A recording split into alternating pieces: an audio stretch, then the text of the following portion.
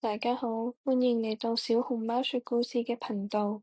我哋今日嘅故事係我可以自己睡覺了。你哋夜晚係咪自己瞓覺㗎？定係仲係同緊爹哋媽咪一齊瞓覺呢？我哋嚟睇下小兔子，佢係咪都自己瞓覺？我可以自己睡覺了，真的。洪秀玲。媽媽，媽媽，我有一個問題啊！大姐姐佢哋真係可以自己瞓覺㗎？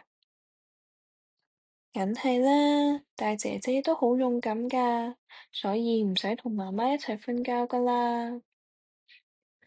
咁我由而家開始都係大姐姐啦。由今日開始，我要自己瞓。哇！我嘅小寶貝長大啦。不過喺我瞓覺之前，媽媽你要喺隔離陪住我㗎。但係咪同平時一樣啊？唔係，先唔一樣啊！今日你數到10，我就會自己瞓㗎啦。而家開始啦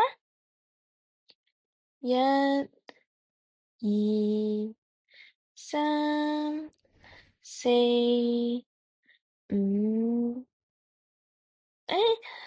等一陣啊，媽媽。我今日跑步跑咗好耐，跑得太認真，我有啲口渴啊。好啦，媽媽拎水畀你飲，飲完就要乖乖瞓覺㗎啦。好啦，而家繼續數6、7。媽媽，我好似飲得太多水啊！我要去個廁所，因為我而家已經係大姐姐，所以我唔使着尿片㗎啦。但係我又唔可以賴落張被度喎，我要快啲去廁所先。8。我今日要自己一個人瞓，所以我要同阿姨買畀我嘅公仔、消防車、怪獸車，佢哋一齊瞓。等我而家將佢哋拎過嚟先。但係佢哋應該瞓着咗咯喎。咁一係我淨係拎兔仔公仔啦，佢好似好驚自己一個人瞓啊。好啦，咁你快啲去拎啦。而家係咪數到7啊？唔係，係8啊。應該數到9啦。媽媽，因為你唔好閂門啦，因為對門閂埋之後好似好黑啊。如果蝙蝠以為黑掹掹嘅房就係洞穴，跑嚟我呢度玩，咁點算啊？媽媽，你係咪都好驚蝙蝠啊？媽媽，如果間房有蝙蝠嘅話，你朝早叫我起身嘅時候就會嚇親㗎，所以今日都係閂門瞓覺啦。9嘅一半，9嘅一半嘅一半。媽媽，媽媽，做乜嘢啊？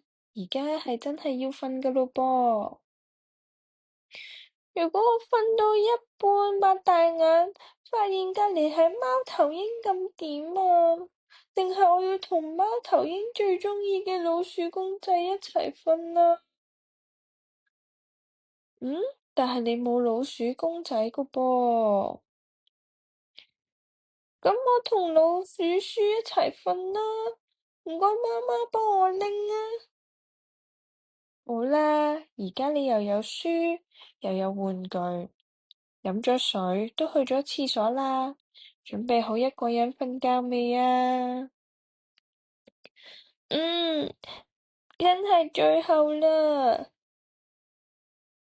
10。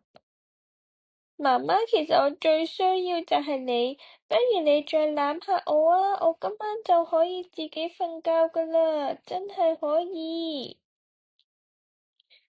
結果都係媽媽攬住我一齊瞓呢。小朋友要學習自己一個人瞓覺真係唔容易嘅，不如我哋每日都練習少少，好快你哋都可以好似大姐姐咁自己一個人瞓覺啦。